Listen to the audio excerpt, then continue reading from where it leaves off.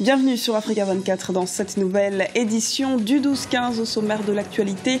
Un projet de loi pour réguler les locations privées au Burkina Faso. Les coûts des loyers ont connu une hausse considérable au cours des 10 dernières années. Une situation difficile pour les locataires que les autorités de transition veulent changer. La Côte d'Ivoire s'est engagée dans un vaste mouvement de réforme qui semble porter ses fruits. En témoignent les taux de croissance atteints depuis 2012 qui tendent vers les 10%. Les précisions dans ce journal. La Tunisie accueillera l'Afro-Basket à l'été 2015. En attendant le début de la compétition, les équipes s'attellent d'ores et déjà à leur préparation physique. C'est le cas du Cameroun qui prépare le tournoi qualificatif de la zone 4.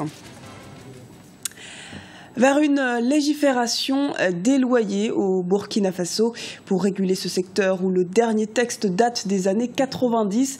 Le gouvernement de transition veut proposer un projet de loi qui plafonnera les prix des loyers. Les explications dans ce reportage de notre correspondant au Burkina Faso, Wendiam Valentin Compaoré. Le secteur immobilier au Burkina Faso, caractérisé par une inflation régulière des prix des loyers, pourrait connaître de nouvelles réformes. Les coûts des loyers ont connu une hausse considérable au cours des 10 dernières années. Une situation difficile pour les locataires. Selon une étude sur le logement locatif privé au Burkina Faso, commanditée par le ministère en charge de l'urbanisme, les charges liées à la location ne respectent pas toujours les normes en vigueur. Pour pallier cette insuffisance, un projet de loi sera bientôt soumis aux parlementaires pour réguler un secteur qui est en pleine croissance. Nous allons préparer un texte qui va fixer les prix des loyers en tenant compte bien sûr d'un certain nombre de caractéristiques, de sorte que quelqu'un ne vienne pas augmenter le prix du loyer tout simplement parce qu'on a fait un goudron à côté de son domicile, comme s'il y avait participé. Environ 78% des bailleurs au Burkina ne proposent pas de contrats écrits aux locataires et la majeure partie ne se déclare pas au service des impôts. Du côté des populations, les réactions sont mitigées. Si pour certains cette loi va réguler les prix, d'autres estiment qu'elle remettra en cause la liberté d'entreprise. Ça va bien sûr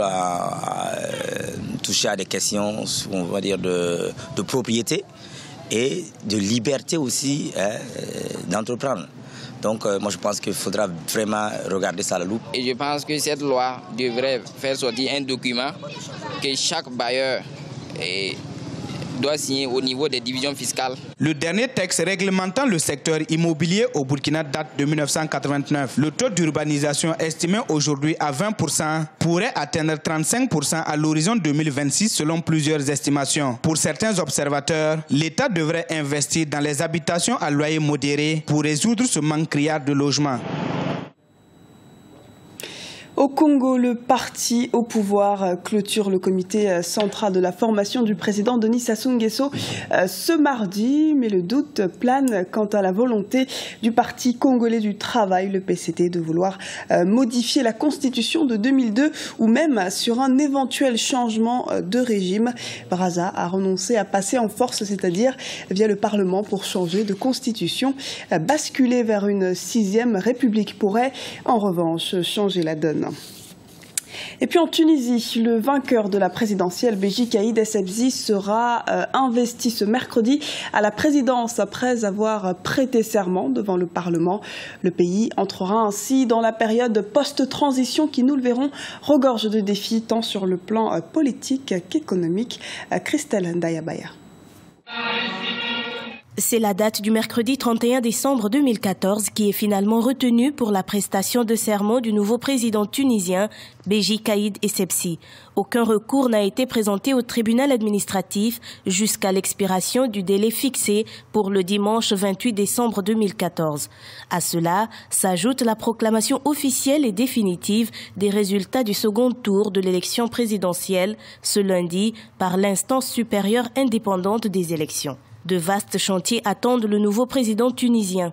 Il s'agira essentiellement de relever économiquement le pays et surtout faire face à la flambée des attaques terroristes. Les enjeux pour lui vont être absolument colossaux. Le chômage est galopant, la balance commerciale est désastreuse, les réserves en devises sont absolument calamiteuses et donc il y a besoin de redonner de la confiance, ne serait-ce qu'au plan économique. Au plan de la sécurité, c'est-à-dire que c'est un pays qui a une armée complètement déliquescente, une police qui n'est plus capable de maintenir de l'ordre et puis en définitive une population qui n'a plus peur et donc n'obéit plus. Il y a besoin de restaurer cette confiance-là. Au plan international, les enjeux sont là encore importants. La Tunisie a totalement disparu de la scène internationale, maghrébine, méditerranéenne ces dernières années. Autre défi à relever, préserver l'unité nationale.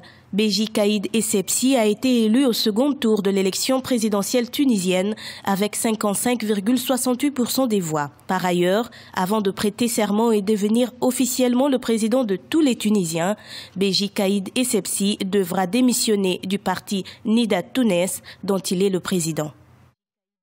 En Côte d'Ivoire, la justice a rejeté ce lundi 29 décembre la candidature de l'ex-président à la tête du Front populaire ivoirien. L'argument principal avancé est l'exigence d'une demande manuscrite qui ne figure pas dans le dossier de candidature de ce dernier. La défense a d'ores et déjà indiqué qu'elle interjetterait appel. Quelles seront donc les conséquences de cette décision? Élément de réponse avec Alafé Wakili, directeur de l'Intelligent d'Abidjan. Ça va être difficile puisque dans le cas Afin-Guessa, on veut aller de l'avant en se disant que le moment est arrivé pour organiser le congrès, aller au congrès et puis Afin étant le candidat unique, il se fera élire. Les autres ne l'entendent pas de cette oreille, ils tentent une rébellion, ils essaient aussi de voir dans les têtes comment, sans congrès ou avec un congrès, ils pourraient se débarrasser d'Afin-Guessa et ne plus continuer à subir sa tête à la présidence du FPI. Il est évident que aller au congrès dans le contexte actuel ne peut arranger aucune des deux parties. En tant la crise l'empêche aussi le FPI de maintenir une unité d'action et aussi une efficacité d'action dans le contexte actuel. Donc voici à peu près les observations que l'on peut dire sur ce qui s'est passé comme réaction après le verdict de la justice ivoirienne. La Côte d'Ivoire espère la poursuite de ses avancées économiques. L'objectif du gouvernement d'en faire un pays émergent à l'horizon 2020 se dessine notamment grâce à la mise en œuvre de réformes et de grands projets d'infrastructures, comme nous l'explique Kessie Webi-Martel. Au plan économique, la Côte d'Ivoire enregistre des résultats satisfaisants avec un taux de croissance pour 2014 prévu à 9%. C'est dans cette dynamique que le budget 2015 a été établi à 5 000 milliards de francs CFA. Un tiers de ce dernier sera d'ailleurs consacré à l'investissement et à la réduction de la pauvreté. Le budget 2015 prévoit une dotation de 164,6 milliards de francs CFA pour l'agriculture, notamment à travers les subventions pour le secteur coton, la filière risicole, et une dotation de l'ordre de 13 milliards de francs CFA a été inscrite spécifiquement pour des dépenses ciblées sur l'emploi. La Côte d'Ivoire figure parmi les top 5 des pays au taux de croissance le plus élevé au monde. Dans l'objectif de passer à une croissance à 2 chiffres, de grandes infrastructures économiques sont sorties de terre en 2014. Au premier rang, le pont Henri Konan Bédié, inauguré le 16 décembre dernier. D'un coût de 152 milliards de francs CFA et long de 6,7 km, ce pont devrait permettre de désengorger la capitale économique ivoirienne. Le troisième pont étranger, précisément, ça nous arrange bien. Parce que quant à moi, si la route est bien faite, ça nous donne davantage de clients et notre activité, ça va beaucoup marcher. Pour aller plus loin, la Côte d'Ivoire ambitionne également de dynamiser l'un des piliers de son économie nationale, le secteur cacao. En plus de sa position privilégiée dans la production, la Côte d'Ivoire entend mettre tout en œuvre pour se hisser à la première place dans le domaine de la transformation de la matière. Le pays a annoncé qu'elle achèterait 70 à 80% de la récolte anticipée afin d'assurer la stabilité de ses revenus et de ceux des planteurs. Le Cameroun prépare activement l'Afrobasket prévu en août 2015, mais sa présence à cet événement sportif majeur sur le continent passe par le tournoi qualificatif de la zone 4 qui se tiendra, lui, à Yaoundé dans 2 mois. La fédération prépare donc ses joueurs en organisant notamment des mini-stages. Reportage de Narcisse Noumbé, notre correspondant au Cameroun. La Fédération camerounaise de basketball souhaite bâtir une équipe compétitive pour le prochain Afrobasket qui aura lieu en août 2015 en Tunisie. L'équipe nationale souhaite faire ses preuves en tutoyant les meilleures sélections du continent à travers cette compétition de grande envergure. C'est la raison pour laquelle de nombreux mini-stages sont organisés à l'intention des joueurs locaux. Le premier, c'est bien sûr de commencer à préparer notre sélection. Le deuxième, c'est d'arriver à voir un peu dans tous les jeunes qui travaillent ici, qui jouent au niveau local, lesquels sont complémentaires, lesquels sont performants. Et de se fixer aussi des objectifs complémentaires d'un stage à l'autre, puisqu'on a 3 mini-stages avant d'entrer en stage interne. Donc ça nous permet déjà de mettre en place quelques automatismes. Finaliste en 2007 à Luanda en Angola, le Cameroun aimerait rééditer cet exploit en 2015 en Tunisie.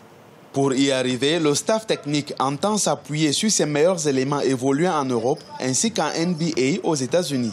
Il y a le problème Joel Embiid qui sort de blessure, bien évidemment, donc il sera probablement en Summer League en 2015, donc il ne pourra pas être là, mais tous les autres, je crois, sont très intéressés par rapport au projet. Le chemin qui mène en Tunisie passe par le tournoi qualificatif de la zone 4, prévu à Yaoundé en février 2015. Le Cameroun, à domicile devant son public, vise la première place. Pour y arriver, les Lions du basketball vont devoir vaincre le Congo, la Guinée équatoriale et la République démocratique du Congo. Ce journal a été réalisé par l'ensemble de la rédaction. Nous vous remercions pour votre fidélité. Retrouvez dans un instant une nouvelle édition du 12-15 sur Africa 24.